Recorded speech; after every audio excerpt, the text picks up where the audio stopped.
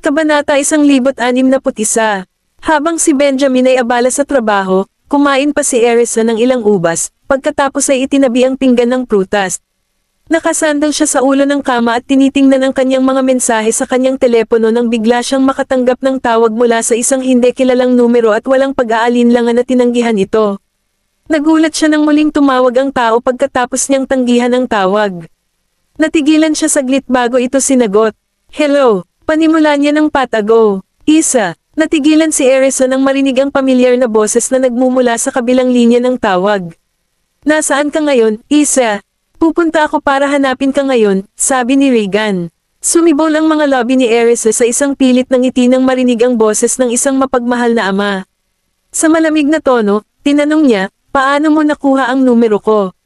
Matagal nang nagpalit ng contact number si Erisa, kaya ang malalapit niyang kaibigan lang ang may kasalukuyang contact number niya, at wala ni isa sa mga miyembro ng pamilyang York ang nakakaalam nito.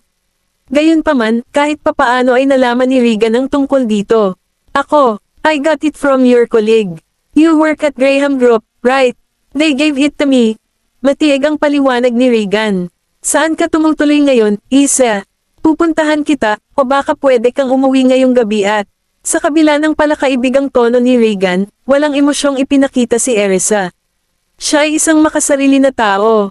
Ngayong alam na niya na nagtatrabaho ako sa Graham Group at kasama ko si Benjamin, tiyak na sabik na siyang pasayahin ako. Hindi siya sincere. He's trying to use me to form a connection with Benjamin. Busy ako. Bahay. Hindi ako tinanggap ng lugar na iyon, at walang sino man ang tumanggap sa akin ng taos-puso. Bakit ako mag-abala? Isa, umuwi ka na ha. Ipagluluto kita ng masasarap na pagkain. Marami na ring inihanda ang tiyahin mo para sa iyo. Umuwi ka ngayong gabi at magkakaroon tayo ng magandang pagsasama-sama ng pamilya, panunuyo ni Regan.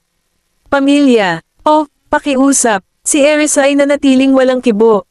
Busy ako. Stop wasting your breath. I don't have time for you. With that, binabanan niya ang telepono. Lumingon si Benjamin sa kanya nang marinig ang frustrated na tono nito. Nang makita niyang nakasimangot siya, tinanong niya, sino iyon? Regan, sagot ni Erisa. Napakunot ng noo si Benjamin, at napuno ng panghahamak ang kanyang mga mata. Anong sabi niya? Gusto niya akong umuwi para maghapunan. Itinabi ni Erisa ang phone niya. Alam ko talaga kung ano ang gusto niya. Ang tanging inaalala niya ay ang kanyang mga personal na benepisyo. Ni hindi niya ako tinuring na anak niya. Nagdilim ang mga mata ni Erisa. Lalong nagalit ang ekspresyon ni Benjamin nang makitang masama ang loob ni Erisa. Siya ay isang makasarili na tao. Ngayong alam na niya na nagtatrabaho ako sa Graham Group at kasama ko si Benjamin, tiyak na sabik na siyang pasayahin ako. Hindi siya sincere. He's trying to use me to form a connection with Benjamin. Sinaman niya ng tingin si Ethan, at nalaman agad ni Ethan ang ibig sabihin nito at tumango siya bilang tugon. Titingnan ko ito, Mr. Graham. Sagot ni Ethan. Dapat may nagbigay ng contact number ni Regan Mrs. Graham. Sige, magtrabaho ka na, utos ni Benjamin sa malalim na boses. Oo, Mr. Graham. Tapos na si Ethan sa pag-uulat ng progress ng kanyang trabaho, kaya tumalikod na siya para umalis. Bago siya umalis, sinabi niya kay Erisa, aalis na ako, Mrs. Graham. Ingat. Okay, tumango si Erisa. Pagkaalis ni Ethan, umupo si Benjamin sa tabi ng kama at hinawakan ang kamay ni Erisa. Mahina niyang sinabi, mula ngayon, huwag sagutin ang anumang mga tawag sa telepono na makakaapekto sa iyong kalooban. Hindi ko alam na si Regan iyon. Kaya ko sinagot ang telepono noong una. Tumingin si Benjamin sa kanya at tinapik ang kanyang ulo. Saglit na natigilan si Erisa bago ngumiti. Okay lang ako. Hindi na niya maapektuhan ang mood ko. Sa puntong iyon, maaaring nasanay na si Erisa o manhid na sa emosyon. Hindi niya kailanman isa sa puso ang mga sinabi o ginawa ng pamilya York. Matulog ka na, malumanay na sabi ni Benjamin. Nang makita siyang tumango bilang tugon, tinulungan siya ni Benjamin na mahiga. Kabanata 1062. Habang nasa tabi niya si Benjamin, gamaan ang pakiramdam ni Erisa, at hindi nagtagal ay inaantok na siya. Tinitigan ng mabuti ni Benjamin ang kanyang matikas na mukha at napansin niyang natutulog na siya, kaya sinubukan niyang huwag gumawa ng ingay at bigla ang paggalaw. Nang makatulog na si Erisa, maingat niya itong sinilip at humiga sa kanyang tabi. Hinintay niyang mahimbing si Arisa bago bumungon sa higaan para ayusin ang mga gawain. Samantala, sinasamahan ng mga bata si Darius sa pamamagitan ng pakikipag-chat sa kanya pagkatapos ng kanilang pagkain. Lolo, magpahinga ka na. Hahanapin namin si Mr. Bailey. Nakita ni Zachary na medyo napagod si Darius. Gusto mo bang umidlip kasama ako? Maayos na ang pakiramdam ni Darius, ngunit nais ni Sean na panatilihin siya sa ospital. Hindi kami inaantok, Lolo. Magpahinga ka na. Magiging abala kami, sabi ni Gavin bago sinenyasan ng mga kapatid na lumabas ng kwarto. Maya-maya pa'y may narinig mula sa labas. Parang may bumisita kay Darius. Sino yon? Bakit ang ingay sa labas? Kumunat ang noo ni Oliver at nakipagpalitan ng tingin kay Jasper. Tila nabasa ng magkapatid ang nasa isip ng isa't isa, at pareho silang tumakbo sa pintuan para tingnan ang mga bagay-bagay. Ang taong dumating upang hanapin si Darius ay ang anak ni Nick, si Julian Graham. Buzz off, pinandilatan ni Julian ang mga bodyguard na nagbabantay sa pinto. Sa sandaling iyon, ang kanyang ekspresyon ay mukhang lubos na malungkot. Tumayo ang mga bodyguard at sinabing, kailangang magpahinga ng matandang Mr. Graham. Mangyaring huwag manggulo, Mr. Julian. Ano sa tingin mo ay mapipigilan mo akong makita ang aking lolo? Scram! Pula ang nakikita ni Julian. Tinatanggap lang namin ang mga utos ni Mr. Benjamin. Sinabi sa amin ni Mr. Benjamin na huwag makagambala sa pagpapahinga ni Old Mr. Graham. Malamig na tugon ng isa sa mga bodyguard at hindi pinansin ang mga salita ni Julian. I interrupt, mas mukhang kinukulong niyo ang lolo ko. Sarkastikong sabi ni Julian. Magaling, Tio Benjamin. Hindi mo kami hinahayaang makita si lolo dahil natatakot ka na magreklamo kami sa kanya. Napakunot ang noo ng mga bodyguard sa puntong iyon. Wala kaming karapatan na kulong kay Old Mr. Graham. Pinipigilan ka lang namin na pumasok dahil ayaw naming istorbohin mo si Old Mr. Graham. Sinasadya mo ba ang lahat ng ingay na ito para pigilan si Old Mr. Graham na makapagpahinga ng mabuti? Naisip ng mga bodyguard na katawa-tawa para kay Julian ang pagbibintang sa kanila na kinulong si Darius. Hindi ba siya nag-iisip bago magsalita? Wala rito si Mr. Benjamin, at kaya naman may lakas siyang sabihin iyon. Sino ang gumagawa ng lahat ng ingay na iyon? Lumabas ng kwarto sina Oliver at Jasper. Lalong lumungkot ang ekspresyon ni Julian nang makita ang mga lalaki na papalabas ng kwarto. Kung makapasok sila, bakit hindi ako? Lolo ko rin si Old Mr. Graham. Dumagundong si Julian. Lahat ng bodyguards ay mahigpit na nagbubuga ng kanilang mga lobby dahil sa pagod sa pakikitungo kay Julian. Ikaw kasi imbes na magkagulo ka dito, bakit hindi mo balikan at pag-isipan ang sarili mo? Hindi mo ba alam kung bakit bawal kang makita si Lolo? Ganti ni Jasper. Galit na galit si Julian at nagdilim ang kanyang ekspresyon. Bastos ka, how dare you lecture me? Sinaman ng tingin ni Jasper si Julian at sumagot, iyon ay dahil mas maganda ang pagpapalaki ko kaysa sa iyo. Napangiti ang mga bodyguard nang marinig ang mga salitang iyon. Naging masama ang tingin ni Julian, at gusto niyang bugbugin si Jasper. Pero pinigilan siya ng mga bodyguard. Ang karahasan ba ay paraan mo sa paglutas ng isang komprontasyon? Sa katunayan, kulang ka sa asal. Ngumisi si Oliver at inayos ang kanyang salamin. Nagiba ang ekspresyon ni Julian, at may nakamamatay na tingin sa kanyang mga mata. Kung ganyan ka makipag-usap sa mga taong mas matanda sa iyo, sino ka para sabihing mas maganda ang pagpapalaki mo kaysa sa akin? Mabangis kang bata. Mabangis kang bata. Ang mga tao sa iyong pamilya ay mga hayop. Umungol si Jasper. Hayop ang tatay mo, at isa kang ligaw na bata. Anong sabi mo? Gustong bugbugin ni Julian sina Oliver at Jasper, pero pinigilan siya ng mga bodyguard. Biglang narinig nilang sumigaw si Darius, tama ang mga bata. Lolo, nakonsensya si Julian nang makita niya si Darius, ngunit hindi niya maitago ang galit sa mukha niya. Lolo, tumalikod sina Oliver at Jasper para yakapin ang mga binti ni Darius. Kabanata 1063. Umirap si Darius kay Julian at umirap, bilang nakatatandang pinsan nila, paano mo sila kakausapin ng ganyan? Wala ka bang manners? Nagpipigil ng galit, sinabi ni Julian, Lolo, kung hindi nila ako hinaranggan at pinagalitan ako, sa tingin mo ba na-provoke ako para sabihin ang mga bagay na iyon? Napakasama ng loob mo na makipag-away sa mga bata. Pinigilan ka nila dahil ayaw nilang maistorbo mo ang pahinga ko. Ano ang mali sa kanila? Humingi ng tawad ka agad. Galit na tugon ni Darius.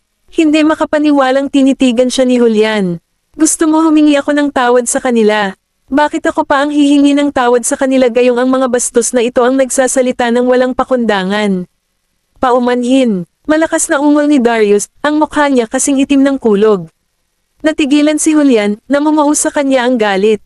Masyado siyang biased. Kung tumanggi kang gawin iyon, huwag kang mag-abala na puntahan ako, malamig na dagdag ni Darius. Pagkatapos, tumalikod siya para bumalik sa ward.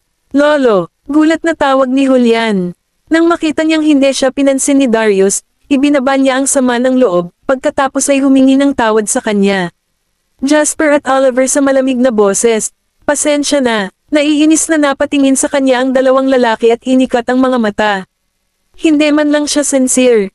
Sino ang mag-aalaga na tumanggap ng isang paghingi ng tawad na tulad nito? Si Julian ay namumula sa galit nang mapansin ang kanilang mga ekspresyon ng paghamak. Sinaman siya ng tingin ni Gavin, Tim, Zachary, at Jesse. Kung gagawa ka ng ganoong hindi tapat na paghingi ng tawad, maaari ka ring hindi humingi ng tawad. Napakunot noo si Julian sa kanila, ngunit nang iyangat niya ang kanyang ulo at nagkataong nasalubong niya ang tingin ni Darius, agad niyang pinalambot ang kanyang ekspresyon. Sa mas tame time na tono, inulit niya ang, I'm sorry. Nag-iwas ng tingin ang anim na bata. Wala sa kanila ang may gusto kay Julian. Sinulyapan si Julian, sinabi ni Darius, umuwi ka na. Huwag kang pumunta sa ospital para istorbohin ako. Nang makitang papasok na ang kanyang lolo sa ward, nagmamadaling sumigaw si Julian, Lolo, kailangan kitang makausap. Tiningnan siya ni Darius ng taas baba, saka malamig ng umuso. Wala akong masasabi sa bagay na iyon. Bago pa man makapagsalita si Julian ay nahulaan na ni Darius kung ano ang gustong pag-usapan ng una sa kanya. Napakunot ng malalim na noo si Julian. Nagtanong siya ng may takot na boses, wala ka bang gagawin para matulungan ang tatay ko? Ano ang magagawa ko? Kung walang ginawang mali ang iyong ama, pakakawalan siya ng mga pulis pagkatapos magsagawa ng kanilang mga investigasyon. Dahil doon, bumalik si Darius sa ward kasama ang mga bata. Lolo, ibinuka ni Julian ang kanyang bibig para magsalita, ngunit nakasara na ang pinto ng ward. Sandali siyang nakatayo sa labas ng ward matapos hindi pinansin ni Darius. Sa wakas, wala na siyang choice kundi umalis. Huwag kang magalit, Lolo. Ito ay hindi mabuti para sa iyong kalusugan, sabi ni Gavin kay Darius. Tumango si Darius, nag-iinit ang kanyang puso nang makita kung gaano ang pag-aalala ng mga bata sa kanya. Lolo, uminom ka ng tubig, sabi ni Tim, binuhusan si Darius ng isang basong tubig. Naantig, tinapik-tapik sila ni Darius sa kanilang mga ulo. Hindi mo kailangang mag-alala, okay lang ako. Tinitigan niya ang anim na bata, at nadarod ang kanyang puso. Huwag mong pansinin ang anumang katarantaduhan na sinabi ng iyong pinsan. Lahat kayo ay mahalaga sa akin at sa inyong ama. Hindi kayo mga ligaw na bata. Tumango ang mga bata, sabay-sabay na sumagot, alam namin iyon. Sinadya niya kaming galitin, hindi namin ito isa puso. Tumango si Darius, nabuhayan ng loob na tila hindi sila apektado. Bakit hindi mo ako samahan para magpahinga? Sinulyapan ni Gavin ang kanyang mga kapatid, pagkatapos ay sumagot, ayaw naming maistorbo ang iyong pahinga, Lolo. Hahanapin namin si Mr. Bailey. Naghintay sila hanggang sa makatulog si Darius bago tahimik na lumabas ng ward. Gayunpaman, hindi nila agad hinanap si Sean. Sa halip, tinawagan ni Gavin si Benjamin para ibalita sa kanya ang tungkol sa pagbisita ni Julian. Tinawag pa tayong mga wild na bata ni Julian, Daddy. Hindi itinago ni Gavin ang anumang mga detalye at sinabi kay Benjamin ang lahat. Naging malungkot ang ekspresyon ni Benjamin. May death wish ba ang Julian na iyon? Okay lang ba kayo ni Lolo? Kabanata 1064. We're fine. Paniniguro ni Gavin, ayaw niyang mag-alala si Benjamin. Gaman ang pakiramdam ni Benjamin nang marinig ang tugon ng kanyang anak. Gayunpaman, ang pag-iisip na ang mga bata ay kinukot siya at binubuli ni Julian ay nagpalubog pa rin sa kanyang gwapong mukha. Kaagad pagkatapos tapusin ang kanyang tawag kay Gavin, idinial niya ang numero ni Ethan at sinabing, turuan si Julian ng leksyon. Nagkataon na nagising si Erisa ng mga sandaling iyon. Nang marinig niyang may kausap si Benjamin sa telepono, napakunot ang noo niya. Ilang sandali pa bago niya naalala kung sino si Julian. Naghintay siya hanggang sa ibinaba nito ang tawag bago nagtanong, ano ang nangyari? Paglingon niya at nakitang gising na siya, humakbang si Benjamin sa kama at umupo. Bakas ang galit sa kanyang mukha nang sumagot siya, nagpunta si Julian sa ospital at gumawa ng ilang hindi kas-iya siyang pangungusap. Sa pag-aakalang nag-aalala siya kay Darius, kumunat ang noo niya at sinabing, sa totoo lang, hindi ba nila alam na kailangan ng magpahinga ni Itay? Bakit patuloy silang nagpupunta doon para gumawa ng eksena? Sinulyapan siya ni Benjamin nang walang sinasabi. Pagkatapos, tinanong niya, medyo bumuti na ba ang pakiramdam mo? Manimham. Tumango si Erisa na parang tama ang pakiramdam ng ulan. Hinaplos ni Benjamin ang kanyang ulo. Bumangon, pumasok siya sa banyo, pagkatapos ay lumabas pagkatapos ng ilang segundo. Naantig siya nang makita siyang lumabas na may dalang tuwalya. Habang pinagmamasdan niya itong naglalakad palapit sa kanya, ramdam niya ang tibok ng puso niya sa dibdib niya. Gusto mo bang gumamit ng banyo? Tanong niya, marahang pinunasan ang mukha niya. Oo, bulong niya. Isang malabong pulang-pula ang gumapang sa kanyang mga pisngi, at kumikinang ang kanyang mga mata. Halos hindi siya nang ahas na salubungin ang tingin nito. Tinitigan ni Benjamin ang kanyang namumula, nakakaakit na mukha, at ang kanyang mga mata ay nagdilim. Nakasandal, ipinatong niya ang mga kamay sa magkabilang gilid niya, halos idiniin ang katawan nito sa katawan niya. Sa sobrang lapit nila ay naririnig nila ang paghinga ng isa't isa, at ang kapaligiran ay naging makapal sa romantikong tensyon. Naamoy niya ang malakas at panlalaki nitong amoy na nagmumula sa katawan nito. Pinabilis nito ang kanyang puso, at hindi niya namamalayan na napalunok siya. May idea ba siya kung gaano siya ka-seductive? Kung patuloy niya itong ginagawa, hindi nakakayanin ng puso ko. Si Benjamin ay patuloy na tumitig sa kanya ng matalim na may maitim, nakakabighaning mga mata na tila umaakit sa kanya. Napakurap siya, at mas lalong naging pula ang mukha niya. Gayunpaman, lalo lamang nitong naging kaakit-akit ang kanyang hitsura. May kumislap sa mga mata ni Benjamin. Hindi na niya napigilan ang sarili, sumandal siya at tinakpan ang lobby ni Erisa. Nagsimulang tumibok ng malakas ang puso niya na para bang may nakahawak dito, at nawala siya sa sarili sa kanyang nakakalasing na aura. Huminto si Benjamin pagkaraan ng ilang sandali, ngunit hindi pa rin siya tapos. Hinimas-himas niya ang leeg nito at pinakanak ang nagtatanim doon ng mabilis na halik. Sinubukan niyang iwasan dahil nakikiliti siya, ngunit nanatili itong malapit sa kanya at hindi siya pinayagang makalayo. Tabi ka, gusto kong gumamit ng banyo. Ang tunog ng kanyang maislan at malumanay na boses ay tila nanunukso pa sa kanya. Humiga sa gilid, tumingin siya sa kanya na may kalahating ngiti at sinabing, hayaan mo akong buhatin ka. Hindi siya nakaimik dahil sa tugon nito, at kumaibot ang mga sulok ng lobby nito.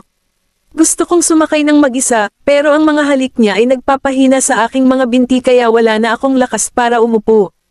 Kaya kung maglakad roon, sa wakas ay sinasadya niyang sagot. Pinaikit ni Benjamin ang kanyang mga mata at tinitigan siya ng matalim na tingin. Hindi siya pinansin, tatayo na sana siya pero pinigilan siya nito. Napangisi siya sa loob-loob. Pagtayo niya, niyakap siya nito at naglakad patungo sa banyo. Kung lilipat ka ulit, itali ko ang mga paa mo.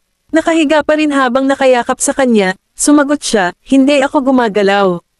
Kinausap ko kanina, ibinaba niya ang kanyang tingin at pinandilatan siya, pinalasap siya ng kanyang aura. Hindi napigilan ni Erisa ang takot. Kinagat niya ang kanyang mga lobby at hindi na naglakas loob na gumalaw pa. Matapos siyang buhatin sa banyo, ipinahid nito ang isang pares ng tsinelas sa kanyang mga paa bago siya ibinaba. Tinitigan niya ang malalambot na kuneho na tsinelas at iniikot ang kanyang mga daliri sa loob nito. Sobrang komportable ang pakiramdam nila. Kailan mo ito binili? Tinitigan niya ang gwapong mukha nito na may nagniningning na mga mata, isang mainit at malabong pakiramdam na kumakalat sa kanyang puso. Nung tulog ka, may nagpadala ako. She beamed at him. Salamat, darling. Kabanata 1065. Nagdilim ang mga mata ni Benjamin. The way she called him darling made him gild. Lumapit siya sa kanya at sinabi sa mahinang boses, sa tingin mo ba sapat na ang isang pasasalamat? Napakurap si Erisa at napatitig sa kanya, nagtataka. Kung gayon, ano ang gusto mo? Tinaas baba ni Benjamin at hinalikan siya. Bumilis ang tibok ng puso ni Erisa. Itinaas niya ang ulo niya at hinayaan siyang halikan saglit. Matapos itigil ni Benjamin ang paghalik sa kanya, inilapat niya ang mga lobby niya sa lobby niya. Ngayon ito ang tinatawag kong sinseridad. Nang bamulong ito, dumampi ang mga lobby nito sa lobby niya, na nagbibigay sa kanya ng kilig. Namula si Erisa nang sumilay sa kanyang mga mata ang hiya. Lumabas ka. Nagtaas ng kilay si Benjamin at tumingin sa kanya. Umalis ka na. Kailangan kong gumamit ng banyo. Binigyan siya ni Erisa ng isang siko, medyo nakaramdam ng awkward. Hihintayin kita. Hindi gumalaw si Benjamin kahit isang pulgada. Kumaibat ang sulok ng lobby ni Erisa. Gumagawa ako ng number 2. Sigurado ka bang gusto mong maghintay dito?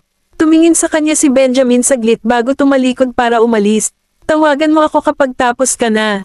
Hinintay ni Erisa na isara niya ang pinto ng banyo bago nagpatuloy sa pagpapakalma. Dahil hindi na niya ito tinawagan pagkaraan ng ilang sandali, naglakad si Benjamin sa pintuan at kumatok dito. Tapos ka na ba? Sandali pa. Sagot ni Erisa na nawala ng masabi nang tumingin sa silhouette sa labas ng pinto. Hindi naman siya maghihintay sa may pintuan, diba? Sa katunayan, hindi lumayo si Benjamin.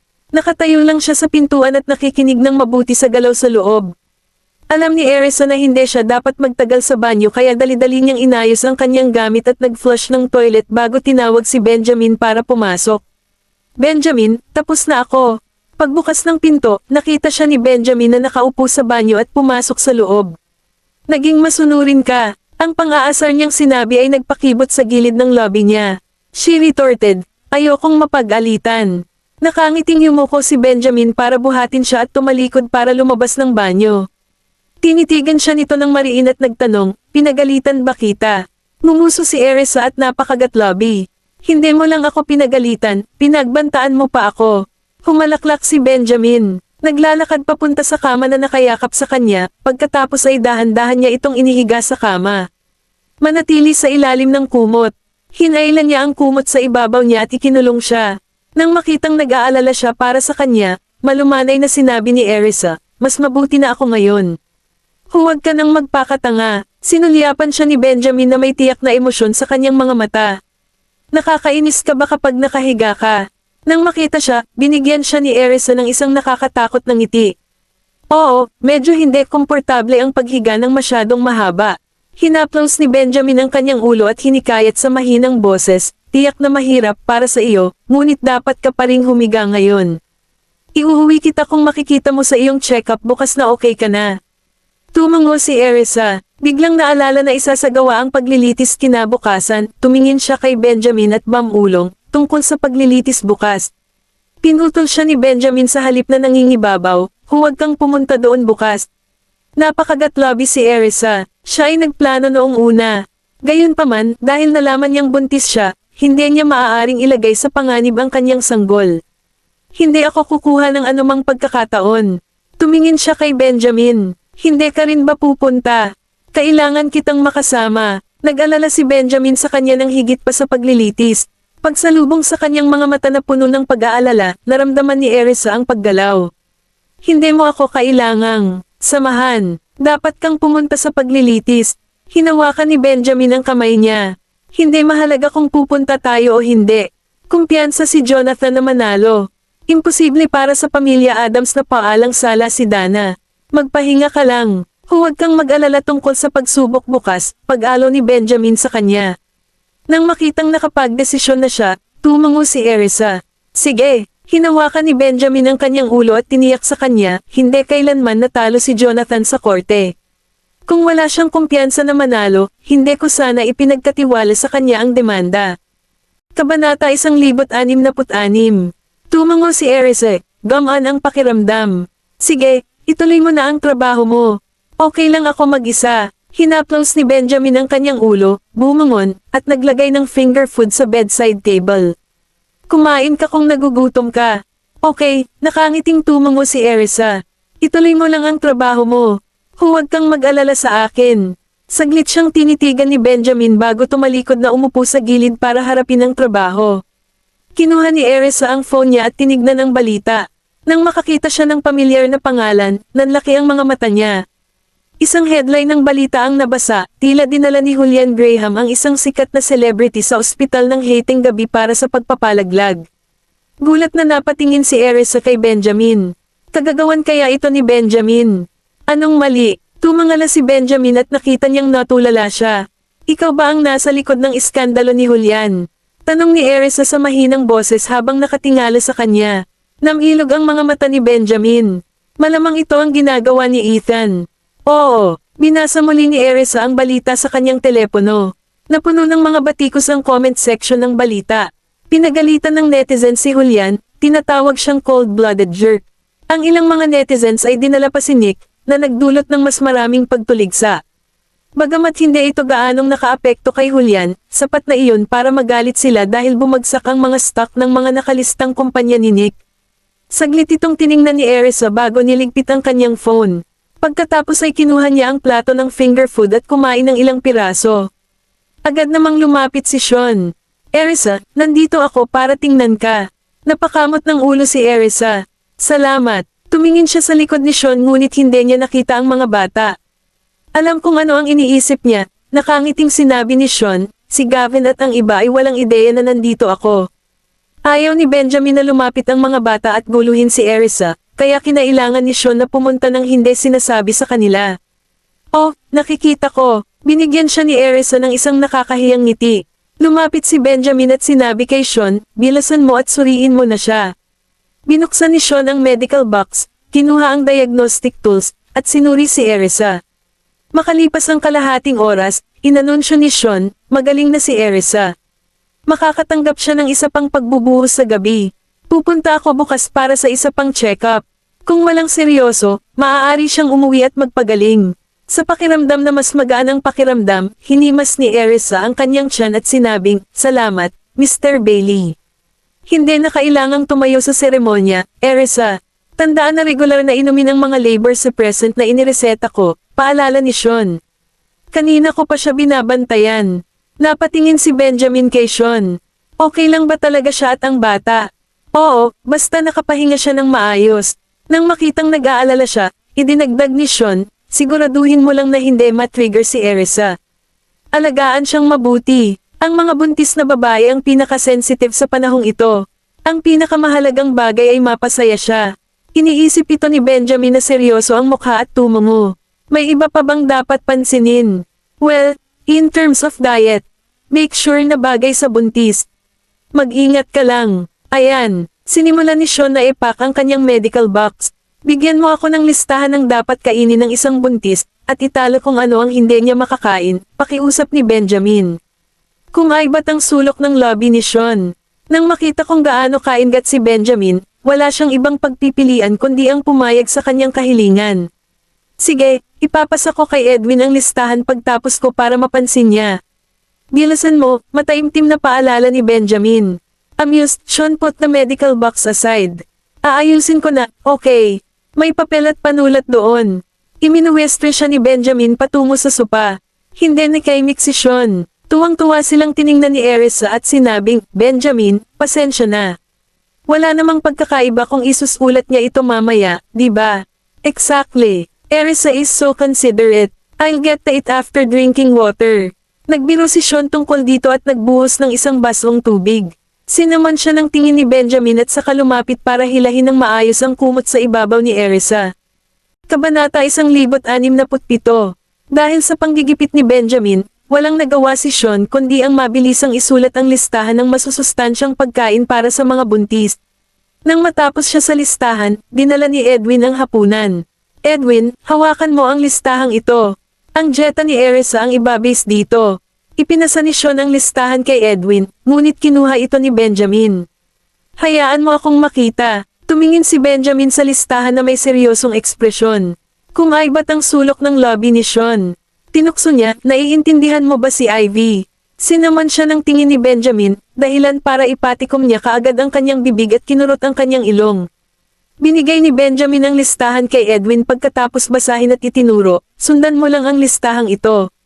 Siguraduhing iba ang pagkain araw-araw. Nang marinig iyon, hindi napigilan ni Sean na magbiro, Benjamin, hindi ka natatakot na guluhin ko ito, di ba? Maglakas loob ka bang gawin iyon? Malamig na sanggal ni Benjamin. Ngumiti si Erisa at sinabi kay Sean, Mr. Bailey, salamat. Bahala ka, Erisa. Napasimangot si Sean, tila isang bata na pinuri ng matanda. Tinitigan ni Benjamin ang matingkad ng ngiti sa kanyang mukha at sinabi kay Sean sa malalim na boses, maaari ka nang umalis. Napaawang ang lobby ni Sean. Nagprotesta siya, Benjamin, bakit kailangan mong maging ganito sa bawat oras? Hindi mo ako maaaring itaboy pagkatapos gamitin ako. Edwin, tawagan mo ang bodyguard. Bilin ni Benjamin. Napatingin si Edwin kay Sean na may kagalakan. Mr. Bailey, mas mabuting umalis ka na mag-isa, kung hindi, hindi ka na makakalabas dito ng may dignidad pagkatapos kong tawagan ang bodyguard. Malungkot na sinulyapan ni Sean si Benjamin. Nang makitang nakatitig sa kanya ang huli, napangiti siya. Nako, may gagawin pa yata ako sa ospital. Babalik muna ako ngayon. Maiwan ko muna kayo ni Erisa sa dinner nyo. Edwin, samahan mo ba ako babalik? Tara na. Tumingin si Edwin kina Benjamin at Erisa at sinabing, Mr. Graham, Mrs. Graham, enjoy your dinner. Pupuntahan ko si old Mr. Graham. Okay, bye, Edwin, sagot ni Erisa. Umalis si Sean kasama si Edwin at tinulungan pa silang isara ang pinto. Kinuha ni Benjamin ang overbed table at inayos ito bago inihanda ang hapunan na dinala ni Edwin. Inom muna tayo ng sopas ha. Tumango si Erisa. Sure, sabay na tayong kumain. Sinandok siya ni Benjamin ng isang mangkok ng sopas. Pakainin kita. Naman ni Ringli, kinuha niya ang isang kutsara at nagsimulang pakainin ang kanyang sopas. Hindi nais na siya mismo ang gumawa nito. Nakakatawa si Erisa. Salamat, Graham. Ang mga mata ni Benjamin ay kumikinang habang mahina niyang sinabi, hindi mo na kailangang magpasalamat sa akin. Kailangan mo lang maging mabuti at makinig sa akin. Nataranta, sumagot si Erisa, kailan pa ako hindi nakinig sa iyo? Kung hindi niya ito binabantayan, malamang na hindi siya ganoon ka-Jose. Sumulyap si Benjamin sa kanya at nagpatuloy sa pagkain ng kanyang sopas. Uminom ka, napangiti si Erisa, kumakain ako pagkagising ko, baka tumaba ako ng husto. Nagtaas baba ang tingin ni Benjamin sa kanyang katawan at kumunat ang noo. Masyado kang payat, mas maganda kung tumaba ka. Tiningnan ni Erisa ang kanyang gwapong mukha at nagtanong sa mahinang boses, hindi ka tatutol kung tataba ako. Tinitigan siya ni Benjamin at kinurot ang mukha niya. Sabihin mo sa akin, ano ang ibig mong sabihin sa pagtaba? Ano ang iyong pamantayan? Sandaling nag-isip si Erisa at sumagot, ang pagtimbang ng higit sa 120 libra ay itinuturing kong mataba. Pwede mong subukan at tingnan kung tatutol ako pagkatapos mong tumaba, mahinang ngumuso si Benjamin. Napaawang ang lobby ni Erisa. She asked deliberately, so hindi ka rin tatutol kahit mukha akong bola. Ang tanong, tataba ka ba ng ganoon kalaki? Ni hindi ka tumitimbang ng 100 libra, binigyan siya ni Benjamin ng isang dismissive na sulyap. Natigilan si Erisa, ganon na ba ako kakulit? Ngunit mayroon akong tamang taba sa mga tamang lugar, hindi ba? Hindi naman totoo yan. Pagkatapos manganak, madaling tumaba ang babae. Totoo yun lalo na sa panahon ng pagkakulong. Ang mga kababaihan ay madaling tumaba pagkatapos ubusin ang lahat ng pampalusog na pagkain. Matapos manganak sa unang pagkakataon, hindi niya inalagaan ng husto ang sarili habang nakakulong, na nakaapekto sa kanyang kalusugan. Wala akong pakialam kung maging mataba at pangit ka. Ginulo ni Benjamin ang kanyang buhok. Kabanata 168. Ngumisi si Erisa, nakaramdam ng saya sa loob. Walang makakalaban sa matatamis na salita mula kay Benjamin. Namula siya, lalo pang naging kaakit-akit ang hitsura niya. Bumaba ang tingin ni Benjamin sa maaliwalas na mukha nito, at may napukaw sa loob niya. Papayag ka ba kung tumaba ako? Itinoon niya ang tingin sa kanya na para bang sinusubukang tingnan ng malalim ang kaluluwa nito. Sandaling natigilan si Erisa, hindi mo iniisip na tumaba ako, kaya bakit ko iisipin iyon tungkol sa iyo? Humalaklak si Benjamin. Ang ibig mo bang sabihin ay maiisip mo na mataba din ako kung gagawin ko? Oo, this is a two-way street. Kung ayaw mo sa akin, hindi rin kita magugustuhan. Isang tusong tingin ang bumungad sa mga mata ni Erisa habang binubugbog siya nito. Isang tawa ang pinakawalan ni Benjamin. Ang galing magsalita, sapat na ang pagsasalita. Ngayon, kumain ka na. Napangiti si Erisa habang komportableng tinatangkilik ang serbisyo nito. Noong huling beses na na-hospital siya, inalipin niya ito. Ngayon na siya na ang ma-hospital, gusto niyang pretuhin siya sa parehong paraan at i-enjoy ito. Gusto kong kainin yan. Itinuro niya ang ulam na gusto niyang kainin at pinakuha niya ito para sa kanya. Ginawa ni Benjamin ang sinabi at pinakain ito sa kanya. Habang kumakain ay pinaikit ni Erisa ang kanyang mga mata para sarap sa pagkain sa kanyang bibig. Masarap, gusto ko pa. Nang makitang lumuluwag na siya at nasasarapan sa pagkain na parang pusa, ngumiti si Benjamin ng matamis. Okay, dahan-dahan lang kumain. Huwag mong isubo ang pagkain. Hindi maganda sa digestion. Tumingin sa kanya si Erisa na kumikinang sa kanyang mga mata, nakangiti mula tenga hanggang tenga. Na, kumakain ako ng ganito, at walang masama sa aking panunaw. Nagsalubong ang kilay ni Benjamin. Kailangan mong nguyain ito ng 30 beses man lang. Nawala nang masabi si Erisa. Hindi kami nagmamadali, kaya dahan-dahan lang kumain. Laging masarap ngumunguya pa. Masama ang pakiramdam mo sa sobrang bilis ng pagkain pagkatapos ng ilang oras. May tiyagang tinuruan siya ni Benjamin at same time na sinuri ang mga kalamangan at kahinaan sa kanya. Pakiramdam ni Erisa ay nagpanteng ang kanyang tenga. Nababaliw siya kapag masyado siyang partikular sa isang bagay. She pouted at hindi napigil ang sumagot, hindi ba't may sakit ka rin sa tiyan kapag masyado kang partikular sa paraan ng pagkain. Namumula ang mukha ni Benjamin nang itinaas niya ang kanyang kamay upang bahagyang tapikin ang noo nito. Ang mga isyu sa aking tiyan ay walang kinalaman dito. Tinitigan siya ni Erisa. Kung gayon, ano iyon? Hindi regular na kumakain, sabi ni Benjamin sa malalim na boses. Panay ang tingin sa kanya ni Erisa at pinaalalahanan siya, kaya bakit hindi ka kumain ng regular ngayon? Gusto mo bang sumakit ang tiyan? Nagpatuloy si Benjamin sa pagpapakain sa kanya. Medyo maaga pa para kumain na ako. Kakain na ako pagkatapos mo nang matapos. Mamantong hininga si Erisa at nagpas siyang huwag na lang siyang pansinin habang patuloy niyang tinatangkilik ang kanyang mapagbigay na serbisyo. Hindi nagsimulang kumain si Benjamin hanggang sa matapos na siya. Bago pa siya makakain, tumunog ang phone niya. Nang makitang tawag iyon ni Julian, tinanggihan niya ito kaagad. Sa takot na maistorbo nito si Erisa, nilagay niya sa silent mode ang kanyang phone. Pagkatapos ng kanyang pagkain, gusto ni Benjamin na ihatid si Erisa sa ibaba para mamasyal para hindi siya magsawa sa pananatili sa ward sa lahat ng oras. Pagkatapos ay binuhat niya si Erisa sa wheelchair.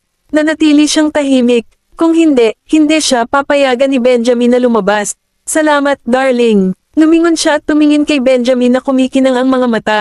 Nagdilim ang mga mata ni Benjamin sa pagtawag sa kanya kaya natunaw ang puso niya. Nakita niya ito lalo na kasiya siya. Manatili ka sa ilalim ng kumot. Maglalakad tayo pababa. Tumagilid si Benjamin para hilahin ang kumot sa kanyang katawan at saka itinulak ang kanyang wheelchair papasok sa elevator. Nang makababa na sila, dinala siya ni Benjamin sa parke ng ospital. Sa lobby, lalabas na sana ng ospital si Heather matapos bisitahin ng isang kaibigan nang bigla niyang makita si Erisa. Nang makitang naka-wheelchair si Erisa, natuwa siya sa loob-loob, tiyak na may ginawang masama ang munting asong babae. Nararapat siyang makasakay sa wheelchair. Pagkatapos, nakita niya si Benjamin, na tinutulak ang wheelchair ni Erisa, at nakaramdam siya ng matinding selos. Paanong ang isang mabuting tao ay mahuhulog sa mga kamay ng isang maliit na asong babae tulad ni Erisa? Si Miranda lang ang karapat-dapat sa kanya. Nang makitang malapit na silang mawala sa paningin niya, nagmamadaling lumapit si Heather para sundan sila ng malapitan. Kabanata 1069. Pumunta tayo doon. May lawa doon, sabi ni Erisa matapos makita ang magagandang tanawin sa unahan. Okay, sagot ni Benjamin. Habang tinutulak ang wheelchair, hinahangaan niya ang tanawin sa daan. Palihim na sinusundan sila ni Heather. Napansin siya ng bodyguard na nakasunod kina Benjamin at Erisa sa di kalayuan at nagsumbong kay Benjamin. Mr. Graham, may babaeng sumusulpot sa likod mo at ni Mrs. Graham. Pinaikit ni Benjamin ang kanyang mga mata. Got it. Bantayan mo siya at tingnan kung ano ang ginagawa niya. Nang mapansin ang palitan, lumingon si Erisa at nagtanong, ano ang problema? Sinalubong siya ni Benjamin at Ulong, may sumusunod sa atin. Nanlaki ang mata ni Erisa sa gulat at napatingin sa likuran nila. Sino ito? Habang tinutulak ang kanyang wheelchair pasulong, pinaalalahanan siya ni Benjamin, huwag masyadong halata.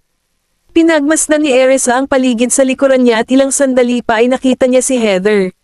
Itinaas niya ang kanyang ulo at ngumiti kay Benjamin na parang walang nangyari, na nakikita ni Heather, at nagkunwaring hindi napansin si Heather. Nakataas ang kilay ni Benjamin nang magkasalubong ang tingin nito.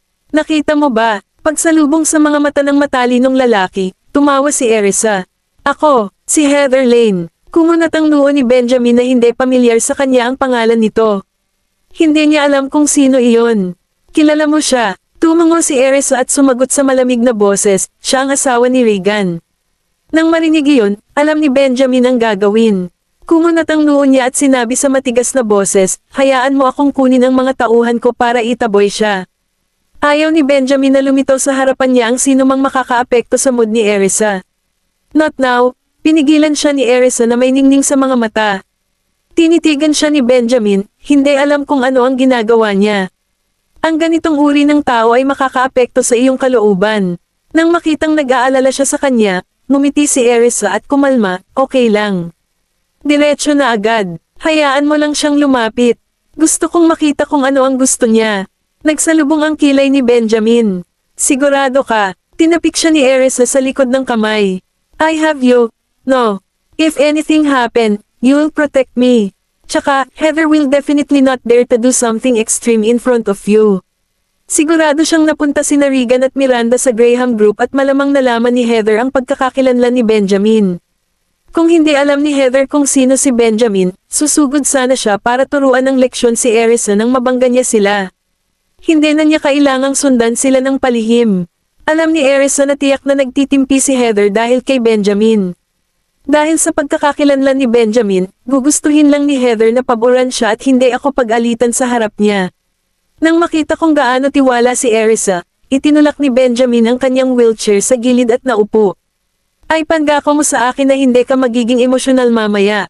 Pipigilan ko ang aking damdamin. Kinuha ni Benjamin ang thermos flask at binuhusan siya ng isang tasa ng maligamgam na tubig. Kumain ka ng tubig. Kinuha ni Erisa ang tasa at hinaypan ito bago humigop ng tubig ng dahan-dahan. Iniangat ni Heather ang kanyang ulo at nakita silang nakaupo sa isang bench sa isang sulok ng parke. Inayos niya ang kanyang mga damit bago naglakad na bitbit ang kanyang bag sa kanyang balikat.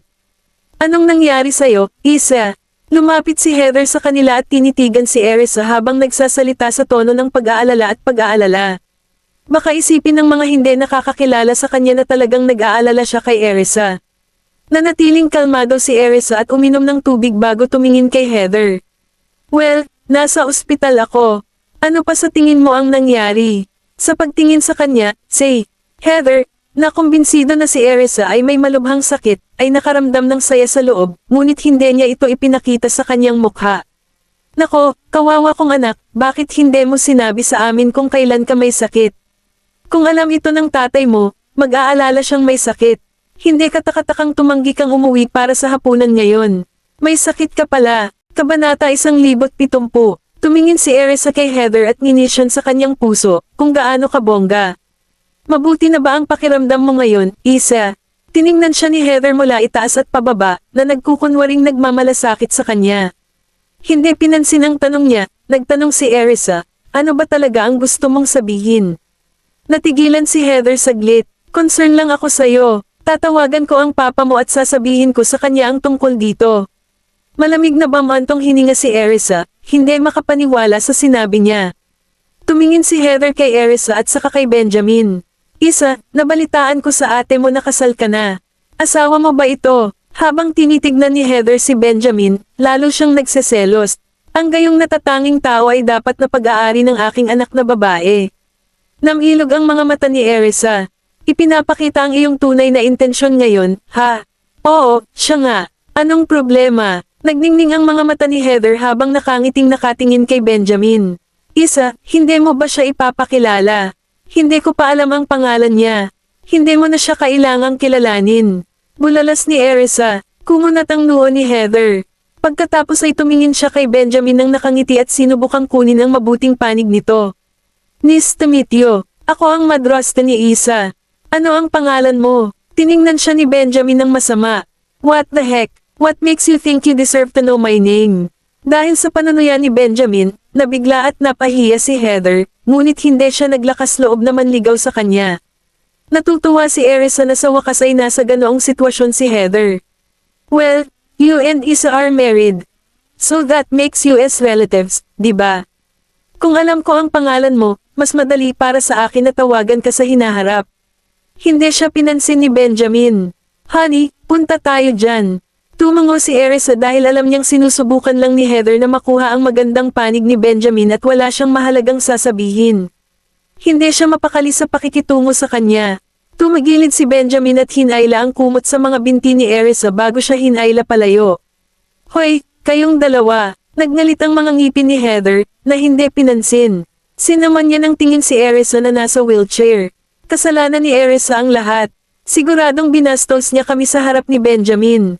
Hindi siya naniniwala na si Erisa ay sapat na para sa isang lalaking tulad ni Benjamin at naisip niya na malamang ay itatapon niya si Erisa sa lalong madaling panahon.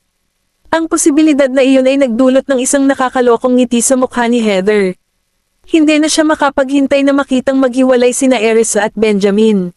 Benjamin, hindi man lang naglakas loob si Heather na magalit sa iyo, papuri ni Erisa kay Benjamin. Nang makita kung gaano siya kasaya, napangiti si Benjamin.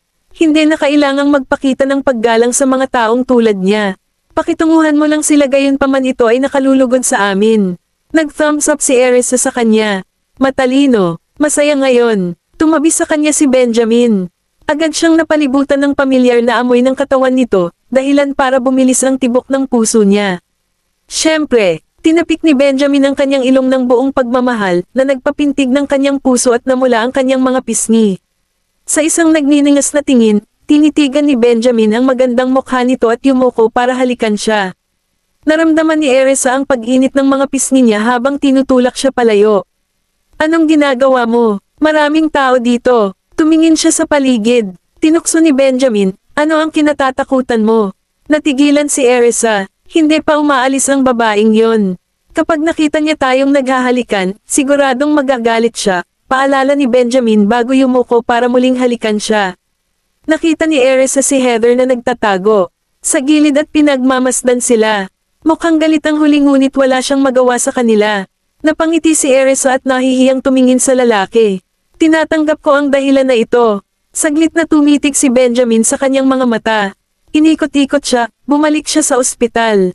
Bumalik na tayo. Napakurap si Erisa at tumingin sa kanya. Pero kalalabas lang namin. Lalamigan ka, hindi ka rin makakaupo ng matagal, mapang-utos na sabi ni Benjamin. Napaawang ang lobby ni Erisa. Hindi na siya naglakas loob na magprotesta dahil nasa espesyal na sitwasyon siya ngayon.